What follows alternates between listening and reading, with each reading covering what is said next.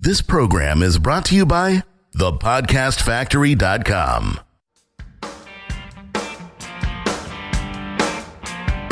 Hi, my name is Igor Kheifets, and this is The List Building Lifestyle, the only podcast which delivers cutting-edge conversion strategies from the online trenches straight to your earbuds. Download the transcript of today's episode and all future episodes at listbuildinglifestyleshow.com. I also invite you to grab a free copy of the Wealthy List Builder Survival Guide at listbuildinglifestyleshow.com/survival. And now, once again, it's time to claim your list building lifestyle. Welcome back, list builders, to another edition of the List Building Lifestyle Show. Here is your host, Mr. Igor Kheifets. What is up, my man? Hey, Jonathan. You know, I find that there's so much in common between good comedy writing, like stand-up comedy, and email marketing. It's almost like stand-up artists are email marketers in disguise, because you can take any stand-up comedian and kind of break down their strategies and the way they work, and you can just apply their routine to email and make a lot of money. No, really? Yes, and I noticed that a couple of times. First off, the first time it happened is when I read my first book on stand-up comedy, where I can't remember her name, but this lady, she broke down the rules of stand-up comedy the way she observed them. And about 60% of those rules were email marketing rules I was already following. So that was the first, like, ding, ding, ding, ding, ding, going off in my head. So recently, and I mentioned this several times now on a couple of previous episodes, I've been going through the Steve Martin's, masterclass on comedy, and he shared something, an observation, which I did not know before. I never realized that was true, but when he said it, it just, again, ding, ding, ding, went off. So he said that to be a funny comedian, you don't need to be naturally funny. You just have to understand one thing. You have to understand that things are funny when there's tension. And that good comedy, what it does, it creates tension by leading you down a certain road, and then it releases the tension with the punchline or some other form of delivery. And he then, followed with a couple of examples of how it actually happens. Like, I think he told this joke where, that he had a cat, and his cat just loved, he loved to give his cat a bath or something like that. And he said that his cat actually sits there and takes it. It's just the one downside is that there's a lot of fur in his mouth afterwards, but, he can deal with that later. So, see, it's not really a funny joke, but it just leads you down a certain path, creates the tension, and then you release the tension with the punchline. So, same thing with emails, man. Same thing. We already have done an episode with Nate Rifkin, an Agora copywriter, who shared that the number one purpose of an email and on the subject line is to disrupt. It's not to kind of make him feel good, but rather make him feel uncomfortable, make him feel bad, dirty, anxious, embarrassed, right? Anything that's negative emotion, that's the purpose of the email initially. And once the email begins, your job is to quite literally rattle their cage, is to disrupt the status quo, right? Whether by mirroring a really bad experience they've had, maybe telling a story of your own. Like most recently, I told my list a story about how I got scammed for about $10,000 by this guy who sold me fake traffic. So when somebody who buys traffic reads that story, immediately they're thinking, man, can this be happening to me right now and I don't know about it, right? There's a lot of tension building up. And then I release the tension by offering a solution at the end of the email and just pitching, giving them a link to go to. So, Ben calls it, get them dressed and then give them somewhere to go. For me, it's really obvious now how a good email creates a lot of tension, and then it releases the tension by saying, there is a solution to this problem. Click this link to find out more. I'm actually taking notes here. Now, after hearing about it the 10th time, I might have to go check out the Steve Martin class. What you guys don't know is that Igor's selling them traffic, clearly. He's their provider. That's why he keeps talking about the master classes. But I do like that idea of building up the tension. I feel like I could do a better job of that, building up the tension and then making the product the release. But isn't it hard? I mean, the people that are listening here Are they experienced enough, do you think? Do they have the chops that it takes to make this happen by building up tension in a story and then the release is whatever the opportunity is? Or do you think that maybe you can give them some tips, perhaps? I don't know which way you want to go with this. Well, obviously, the more you do it, the more you try to do it, the better you'll get at it. But, there are a couple of questions that you can ask yourself before you sit down to write an email, which I have a full list of for myself, that can help you to come up with things to talk about that create this tension. And if you can just give me 1 second, I will find this list, and you just have to fill the silence here, Jonathan, while I do. Okay. Let me get my banjo and I'll play you a song. That's the one, right? Is the ads is Steve Martin playing the banjo for that masterclass? Yeah, that's the one. Yeah. You're not the only one. Actually, Dan Meredith got into that same masterclass also. Oh, cool. Well, Steve Martin surprisingly doesn't seem all that funny in the masterclass. Like, he's really having a hard time to come up with something funny to say, but it shows you that it's hard work. A lot of what he's done is really hard work. But anyway, not to take away from his success, he's a tremendous artist. I found the list. Okay, so let me give you just a couple of pointers where you can go with your emails. Now, just like any stand-up artist, they too sit down to create content. They have to find out things to talk about. And when it happens, imagine how hard it is, because they have no industry necessarily. Right, they can be talking about anything, so choosing a topic is really difficult. So a few questions that stand-up artists ask themselves before writing material to kind of push themselves in the right direction are just a few examples. Again, what are you angry about? What are you afraid of? What are you excited about? What are you confused about? What's mildly annoying to you? What's shocking to you? What's inspiring you? What's your routine? What are some of the stupid things you do? What are some of your guilty pleasures? How are you weird? How are you the weirdest person you know? What do you hate about yourself? What do you hate about other people? What do you hate about your mother-in-law? You can mock people, mock yourself, mock the celebrity that you like, mock, your neighbor, mock your mother. Doesn't matter. Just these are a couple of ideas that can create a lot of tension. Like, I actually remember this one email that I wrote years ago. I don't use it anymore. It was so successful. I think I repurposed it like 60 times over a course of 1 year. It was this good. Wow. Like, it would hit hard every single freaking time. And the subject line went, me, my best friend, my wife, and my bedroom. Interesting. Can you sense the tension, Jonathan? Like, before we even get into the email itself, but the email went something like this. I was promoting a business opportunity at the time through a solo ad, and the email went something like this. Whenever my best friend comes to my place, because he doesn't work all that much, he has a part-time job and he just slacks off most of the time and lives with his parents, we somehow end up playing FIFA on my PlayStation. Now, this is back when I used to play FIFA a lot because I was an addict, way before I took it out to my backyard and quite literally smashed it on the floor. Nice. Okay, and I broke it and I stabbed it with a screwdriver too, just to make sure it's dead. And that was the last PlayStation I've ever owned. True story. I swear to God. So anyway, my friend comes in. We end up playing FIFA every single time. And when we play FIFA, that isn't like a 10-minute thing. That's like a 2-hour, 3-hour thing. Wow. And when that happens, my wife locks herself in the bedroom. Now, when he leaves, she comes out, and guess what happens? We have a big fight about it. Yeah. So basically, in the email, I shared how eventually, to keep him busy and with something that he likes to do, I showed him this method of making money online, and he went on to invest most of his time over there. So first off, I have to acknowledge this email is not supposed to be funny or anything like that, but it built the tension of conflict between me, my friend, and my wife. My wife who hates my friend, and me and my wife having a fight, right?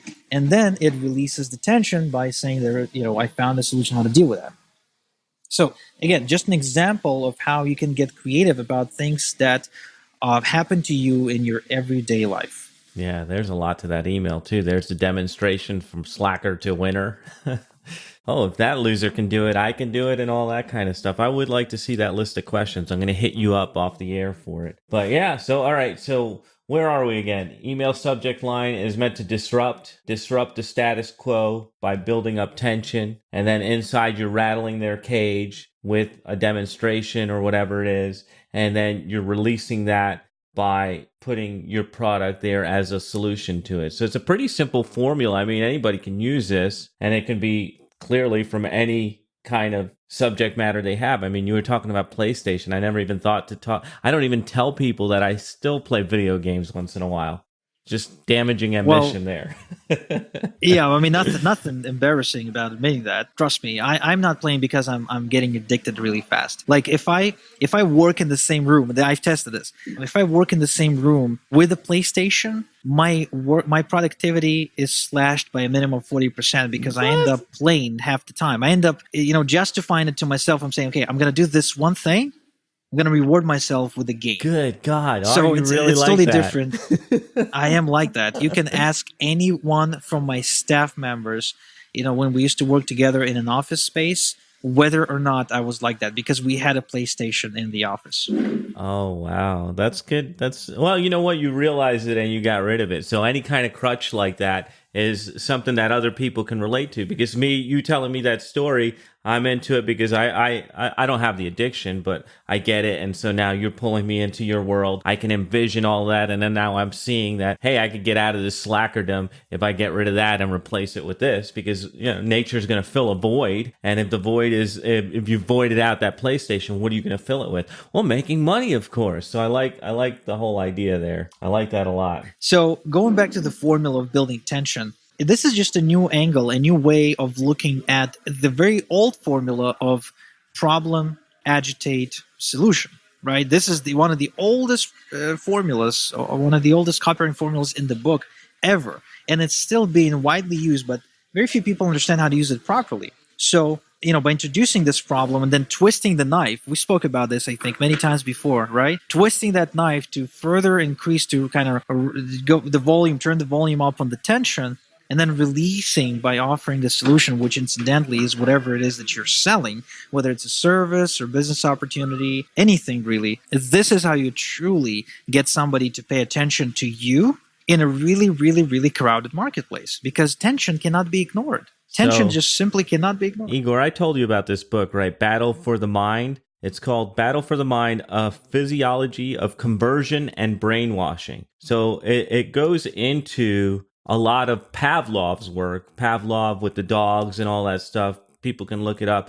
But Pavlov's work actually is like the root of brainwashing, right? I read this book this weekend, and then me, with my marketer's mind, I'm like, holy shit, I need to be doing more of this. But the way that brainwashing works, and I'm going to really simplify it because this book is long. You stress the brain. You stress the brain till it breaks down to a breaking point. It's exhausted, it breaks down. And when it shuts down, it is now open to a new suggestion. And that new suggestion becomes a belief. So the formula that we're talking about, that is a copywriting formula, it is not a copywriting formula. It is based on psychological warfare. You break down the brain, you kill it, you put in a new suggestion, which is your solution, and they come out with a new belief. This is deeper than just copywriting. This is the human brain.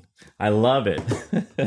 Yeah. I mean, I never knew that. I've already ordered the book, by the way. It's on the way here to Israel, which is going to take like freaking 2 months to get it. This is why I read Kindle, by the way.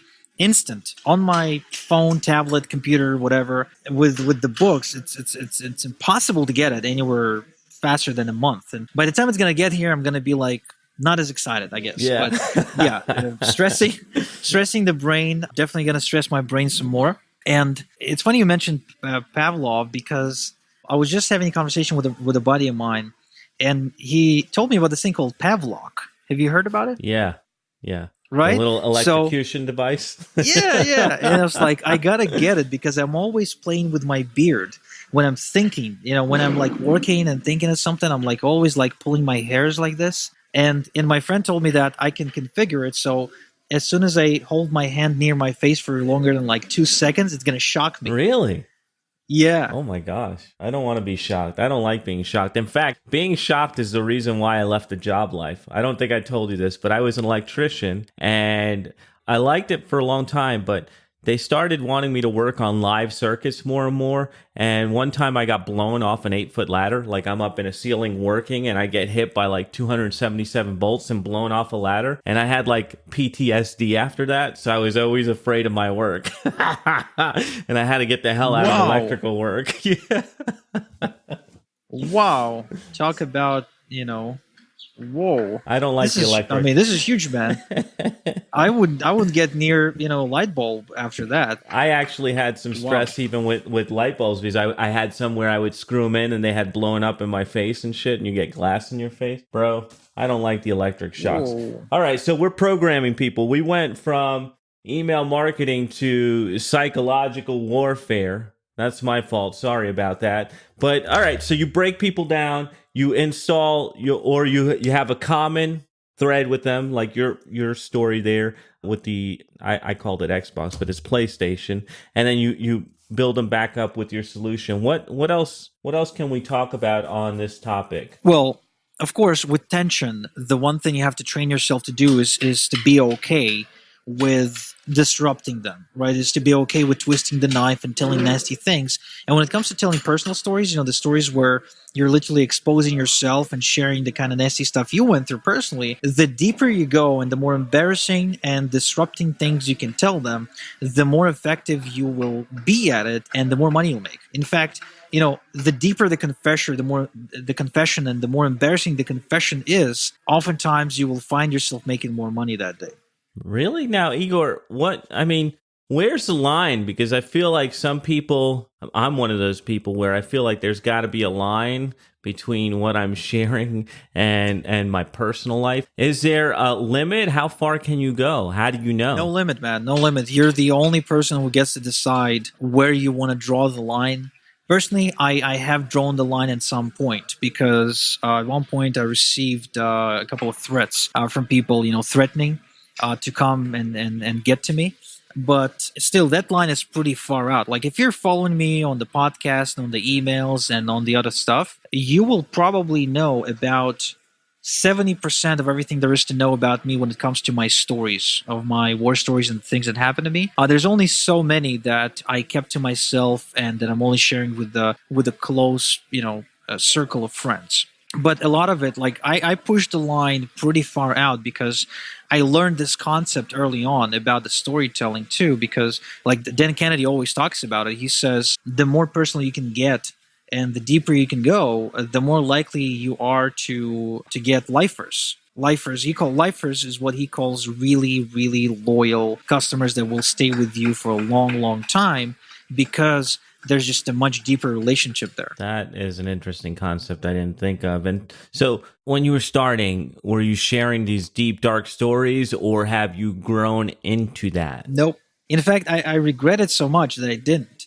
But eventually, I learned to do it after reading more of Dan Kennedy stuff and after just one time, going with a hunch and writing an email about my grandmother who was really, really ill at the time. And I think she passed away about 3 months after that email because we got into a point where we would like take her to the hospital every now and again, like really, really often. And these time frames would get shorter and shorter and shorter. So because it was always on my mind, I ended up writing a couple of emails about it, and I noticed that my open rates and my click-through rates on these emails were, bam, sky high. Now, obviously, I can't write every single email about my sick grandmother, but every single time that I did, I was like, the response I got was crazy. People replied to my emails, sending, well wishes and prayers to my grandmother, and I actually passed on a couple of these to her. She was thrilled somebody actually cares, right?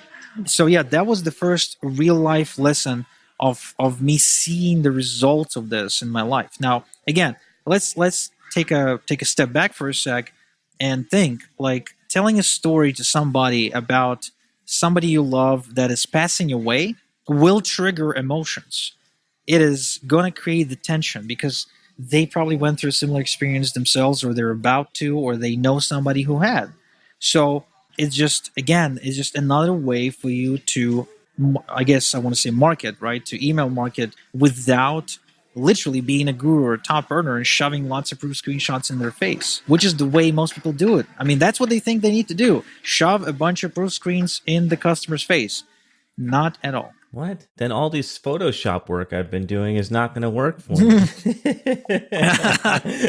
All these fake screenshots I'm making will not work. I think that's right. It's that shared experience. It comes down back to that shared experience and being in that experience. I don't know if it was this show or another show that we talked about the 12-year-old life coaches, but how could they have that experience? They don't. And so being able to put that in there and you having felt that tension and other people going through that right now, you can resonate with where they're at. So that's super powerful. And I'm sitting here just like I normally do. I'm like, shit, I got to do better.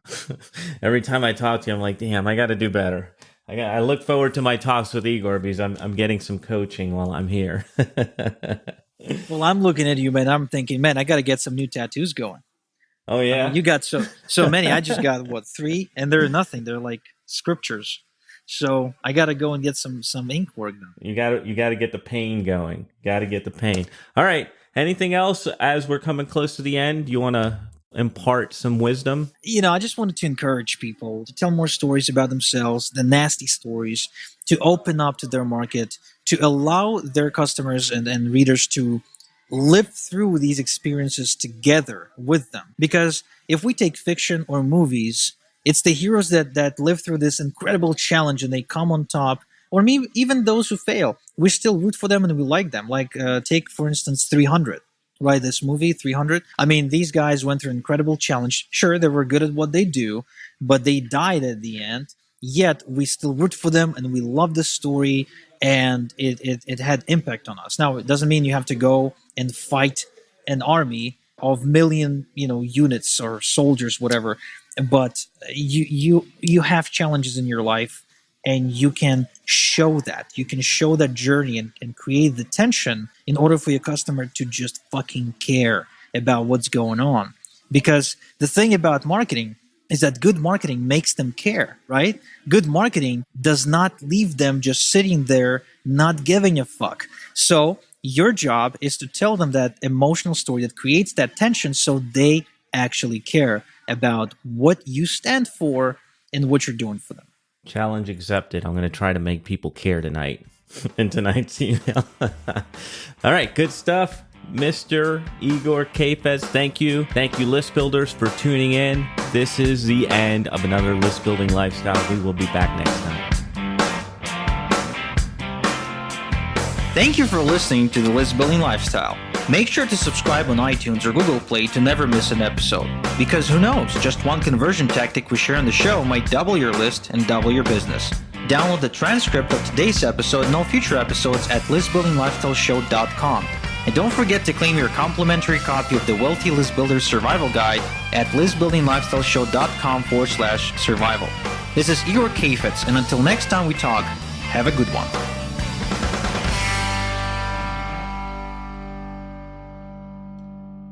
This is the podcastfactory.com.